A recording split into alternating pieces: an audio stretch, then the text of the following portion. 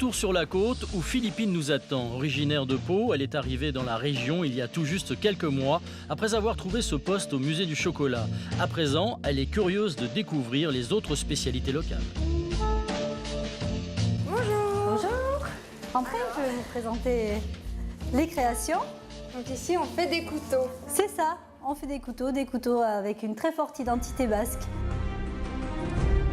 Rachel, très à l'aise, entraîne Philippine dans la boutique, impatiente de lui présenter ses superbes créations.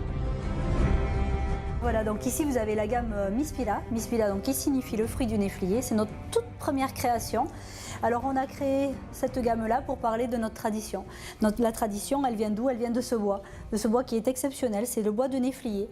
C'est un bois qui est scarifié. Qu'on trouve ici. Exactement, on le trouve dans l'intérieur du Pays basque. Avec la croix basque. Voilà, donc sur ces modèles-là, chaque croix basque est sculptée à la main, à la lime, sur le ressort.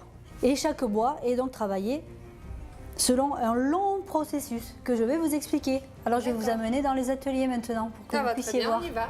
Des couteaux que l'on peut retrouver sur des belles tables comme au célèbre hôtel du palais de Biarritz.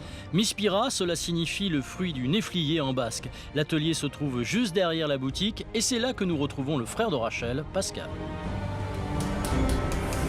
Bonjour monsieur. Voilà, Pascal, mon frère. Enchanté.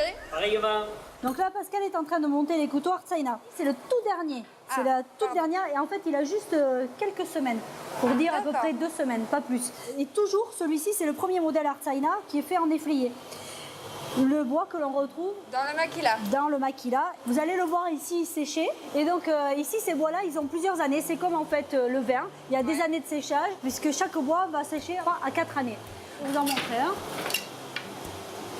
Donc par exemple, sur celui-ci, on remarque très bien les scarifications qui ont été faites. Donc là, en ce moment, au printemps, on va dans la forêt et on va créer et les courbures et les pointillés. Scarification, vous les faites avec un couteau? Non, c'est pas un couteau, c'est une molette spéciale. D'accord. Ici, donc ça, c'est pour faire les courbures. Ouais. Et celui-ci avec les petits ergots pour faire les pointillés. Donc on fait ça sur la branche de néflier, sur pied, et ensuite on va laisser pousser les bois jusqu'en novembre. À ce moment-là, on repart dans la forêt pour couper les branches que l'on a travaillées. Et ça, c'est le moment de la vengeance. Voilà, là pour l'instant, il est en train de se prendre des coups de bâton de néflier. Voilà. Voilà. Pascal est en train d'assembler le manche du couteau. Rachel et Pascal se sont associés il y a 8 ans et le duo a l'air de fonctionner. Ils vendent chaque année près de 2000 couteaux. Jusqu'alors, on était couteliers, chacun de notre côté, mais après, on ne faisait pas de création. Et les créations, on s'est associés pour se lancer dans cette aventure un peu folle, parce qu'il fallait être un peu timbré pour se lancer là-dedans. Au Pays basque, la fabrication du couteau reste marginale, mais Philippine apprécie cette nouvelle rencontre. Laissons les 2 jeunes femmes discuter pour continuer notre périple. Retour